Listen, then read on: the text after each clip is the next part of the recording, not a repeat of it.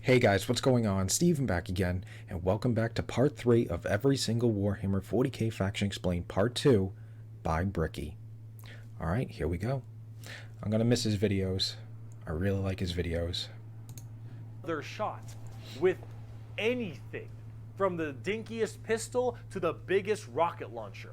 It doesn't matter. Half of their stuff will blow up on a whim. One of their medics, if you roll a 1 to heal someone, you fuck up your surgery and you just kill an orc.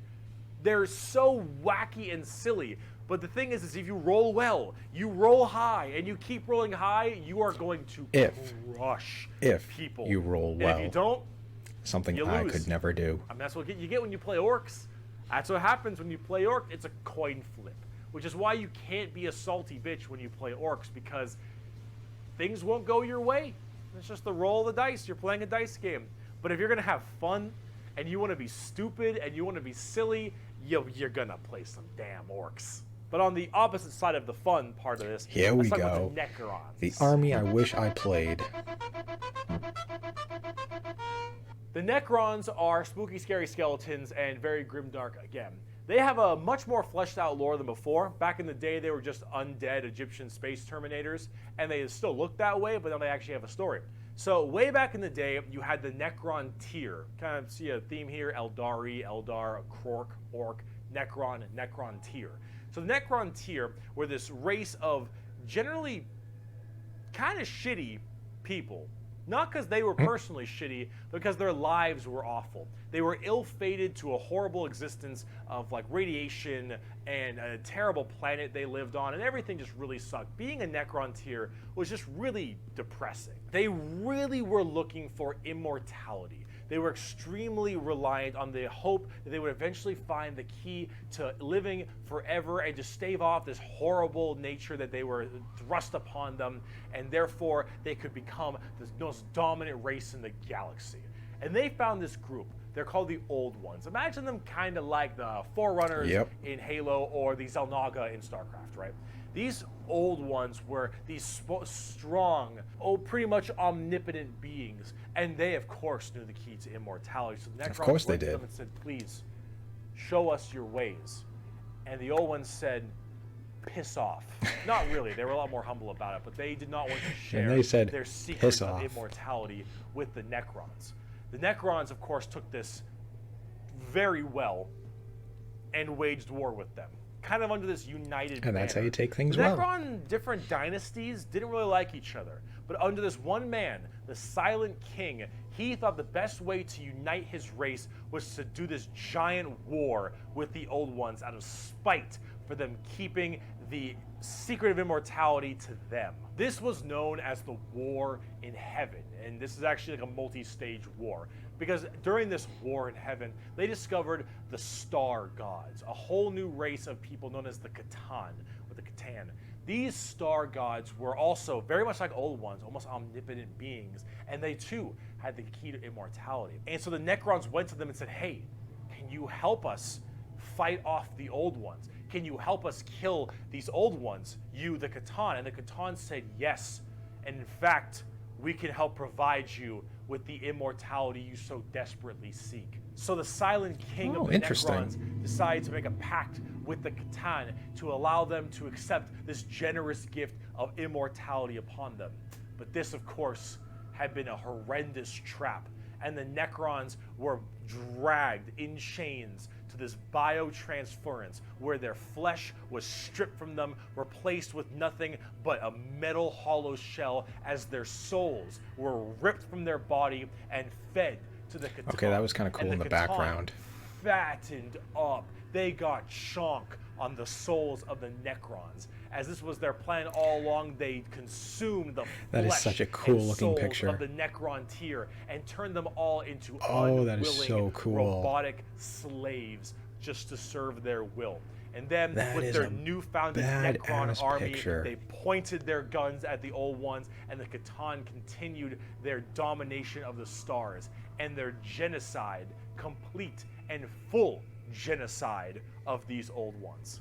The old ones did their best to stave it off. They even created other races, the Eldari and the Orcs, to try to fight off the horrifying Necron army and the Catan above them. But there was absolutely no possible chance for them. And the old ones were absolutely extinguished across the galaxy. Their entire race completely removed. Full-on 100% genocide. However, during all this, the Catan, so just infatuated with their victory, started fighting each other for fun, for sport, and for small differences. The deceiver. Doesn't matter. The Catan, with these nobody really used that on the people, tabletop. they're going to eventually hit each other at some point. And as they began just menially fighting each other, the Eldari and the Orcs actually started pushing on the Catan's borders a little bit, giving them a little bit of a run for their money. And as this continued, this is when the Silent King, who retained his consciousness, decided to leap into action and start a full-scale revolt against their Catan masters. And this revolt was bloody, as the entire Necron army was surged off to destroy these star gods. They were able to, just after suffering horrendous they losses, captured the tide of the war. And they took these Catan and they blasted them, because as these star gods are unkillable, they were able to break them into thousands of shards and entrap them in giant stasis vaults to now actually be slaves to the Necrons. And with the Necrons having the entirety of their old gods enslaved to them, they realized that soon their race was about to be attacked by the overcoming new races, the Eldari and the Krorks. And so what they did is they retreated into giant stasis tombs in order to preserve their energy and their strength for when one day they would be reawakened and they would be able to rule the galaxy that was rightfully theirs. And then some dingus Adeptus Mechanicus guy diddled with a green console, and now the Necrons are back, and they see all these primitive races on their lawns, and they think, get the fuck off of it. The Necrons get are off back, my lawn. super advanced, and they are here to reclaim the galaxy that they so rightfully believe is theirs. Now, on the tabletop, they're a lot like that. Tons of undead Egyptian skeleton robots that when they die, they just get right back up because they keep on reanimating. Hard to kill, tons of crazy stuff. You can use the Catan themselves as units to fight with. That is a pretty cool looking model. Cool. The Necrons are one of the three major events in 40k. The Horus Heresy, the Fall of the Eldar, and the Awakening of the Necrons are all pretty substantial events. And the Necrons themselves are pretty dang cool as well. Here's a good quote from a wonderful Dawn of War game. Lucky creatures, as long last you have found the tranquility of death. I was like you once, clinging to life and blind to the truth. When I uncovered the truth, I too shuddered and paled with fear. Deep in these catacombs I was remade. Here my brethren slumbered for eons while the living grew like weed. My Lord knew this day would come. He had plans for us all. We would purge this world once more. So come, poor victims of life. We will grant you tranquility in these crypts. Kronos will be a tomb world once more. Necrons are also pretty smug. Trace in the Infinite especially, a little dickhead. But speaking of dickheads, last race, let's talk the Tau. We made a fucking Wookiee. The exact formation of the Tau Empire is not entirely understood. I like the legs. However, a long time ago, many thousands of years ago, in the 40k world that is, some Imperial navigation vessels were going around through different areas, and they saw a primitive race, blue people, smacking each other with sticks and stones. They thought, dumb Xenos race, who gives a shit, and they bailed. Then this giant warp storm occurred in that major area, unable to be breached. Then, once that warp storm 6,000 years later subsided, hello, those little sticks. Well, they decided to actually have no war of any kind and all just unite together under one flag of the Tau Empire. And now they have gigantic starships and Gundam robots and lasers and railguns and mechs, and they are here to ruin your day for the greater good. That is generally the Tau Empire. They have this kind of feeling of this homogenous group. All species can go underneath the banner of the greater good. The greater good is their idea of the fundamental increase and help of all. In fact, they are most likely the most like the Covenant in Halo, where they have the overarching prophets, being the ethereals, who are actually kind of dicks and like to pull at strings a little bit, but then you have all these different races directly underneath them, and they all work together in this big group as this large, foreboding race that tries to spread their weirdly pseudo-religious influence across the galaxy. The alien is not intrinsically evil. Do not hate him. Pity him, his ignorance. Seek to understand his differences and equate him with his inadequacies. Only then will he accept his place in the greater good. That is generally the Tau. And if you're kind of wondering like what their mainly big shtick is, well, they're all about big robots and mechs. They have laser rifles and rail guns. They got giant mechs with tons of Really missile powerful pods guns, and too. heavy rail rifles and rail guns and burst cannons and ion accelerators and void shields and all this stuff. And that is generally what the Tau's all about. But you're probably thinking, Bricky, this doesn't sound that evil.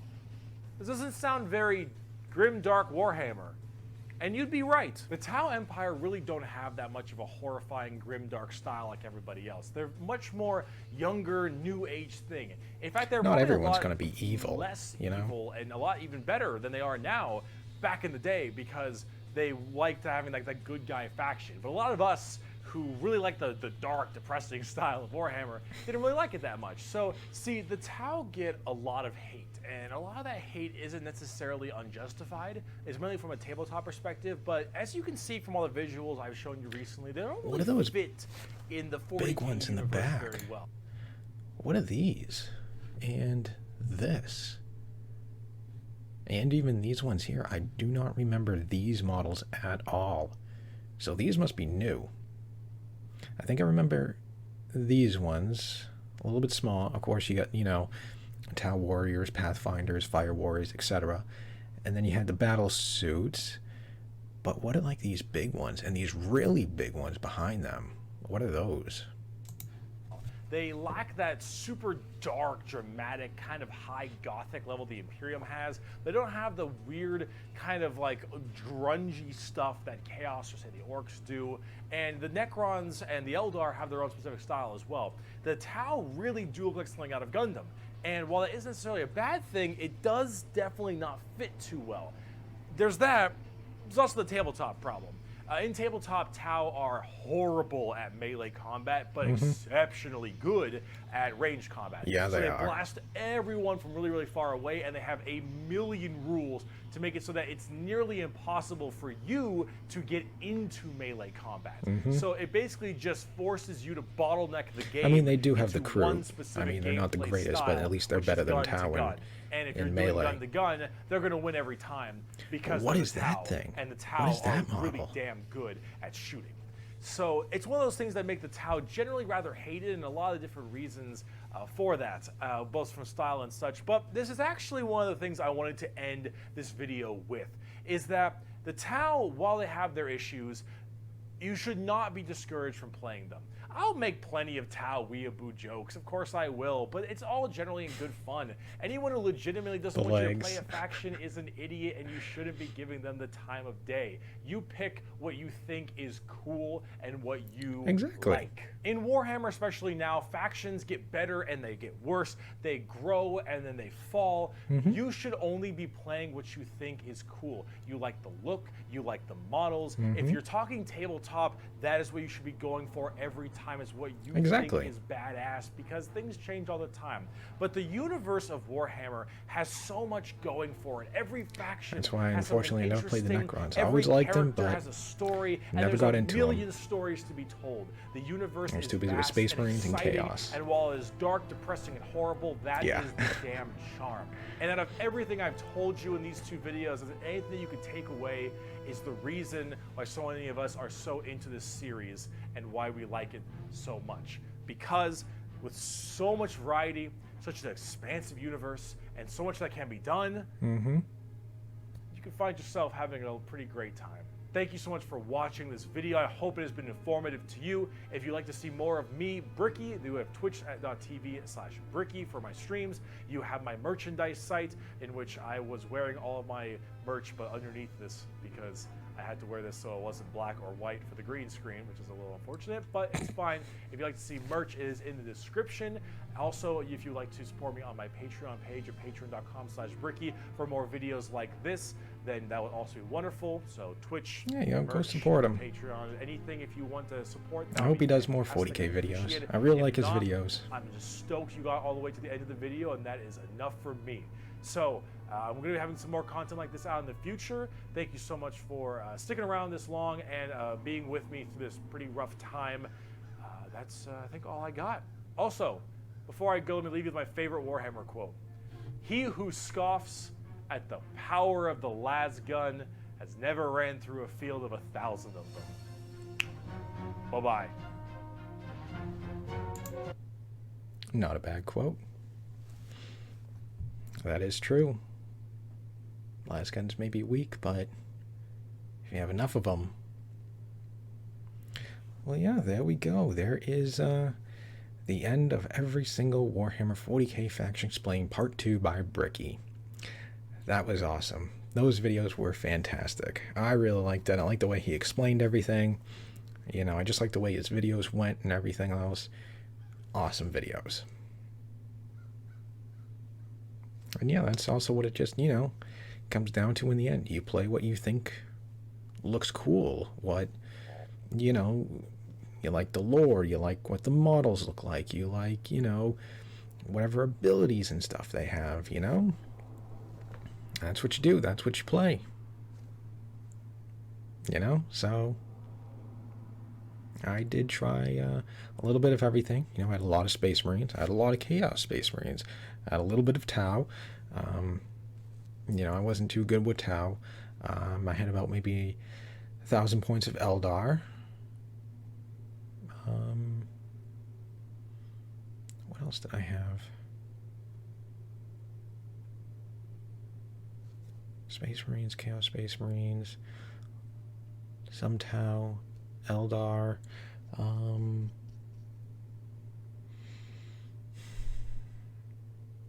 some Guard. I think I had about like 1,500 points worth of Guard. You know, it wasn't too, you know, it wasn't a big army. Space Marines and Chaos Space Marines were obviously my biggest army of, I think about, I don't know, 3,000 points for Space Marines and Chaos. So I think those were the biggest. I could probably, I don't know, squeeze out like an extra couple hundred, maybe 3,500, really pushing it, you know, if I really decked out, you know, all my troops and my Lord or HQ, you know, then I'm sure I could squeeze out like 3,500 points. But yeah, those were really my two biggest armies. But yeah, I don't know, Necrons was the only one I never played that I wanted to. Kind of disappointed and bummed, but it is what it is. So there we go. There is the end of part 2. Well, his part 2, my part 3. But yeah, awesome videos. Really liked them. I like how simple he keeps everything, and you know, because there is so much lore and stuff like that, and sometimes it just can get completely overwhelming with the amount of, you know, lore that's just being thrown at you. You know, if you're watching like one video just talking about one race, you know, they just throw so much stuff at you, and it's kind of like, what just happened? You know, it's like, oh, okay, and then it's like, huh? So I like the way he explained everything. Simple terms. He didn't go into a whole lot of details, but he gave like the general knowledge of, you know, each race, which was cool. So yeah, there we go. The end of part 2. Awesome videos. I hope he does more. You know, like I said, I really like his videos. So anyways, there we go. I believe there is still a couple more videos from the Template Institute I have to finish. I think I saw there was a recent one. I think it was Eldar. I think they just put out maybe about a week ago. So there's another one. So I think I have now the Eldar, the Necrons, and Imperial Guard. So 3 more of those videos I still have to finish. And then, of course, you know, everything else you guys have been recommending, you know, what is it, the Emperor's text-to-speech and stuff like that. I think there was like a couple other videos you guys have been posting. So I'm going to try to, you know, get through all the videos that I can. I mean, I'll get to them eventually. You know, it will just take some time, but I'll get to them eventually. So yeah, anyways, hope you guys enjoyed the video. If you did, hit that thumbs up button. It'd be awesome. Remember, feel free to subscribe to my channel. Follow me on social media. Links are in the description box below. You can join me on Discord, you know, which should be down below as well. I've been getting more active in my Discord channel. So if you want to, you know, talk about models or post pictures of your models and stuff like that, because I got like a bunch of, you know, models and you know, things like that. I believe this was a you know, Space Marine, Stormbolter, Power Fist. I believe this one here was actually a special edition from... They used to have an event. I think it was like every year. I don't know if it was Golden Demon. No, that was I think that was the paint. The painting contest. I forget what the name of the event was, but they had an event like every single year, kind of like a convention type of thing. And one of the guys when I worked there, or someone went there, and this was like their limited edition special model you could buy. You know, it was only available at the convention. Like, it wasn't, you know, in stores. It wasn't going to be in stores. It was just only available at the convention. So a little pricey, you know. Well, back then I think it was like $25 just for this guy. So, you know, but that's, you know, one of my models. I've got plenty others and stuff like that. But yeah, join me on Discord, you know, post some of your pictures of your armies and stuff like that, which would be really cool to check out. So anyways, other than that, just stick around. More videos are on the way, and I'll see you guys next time.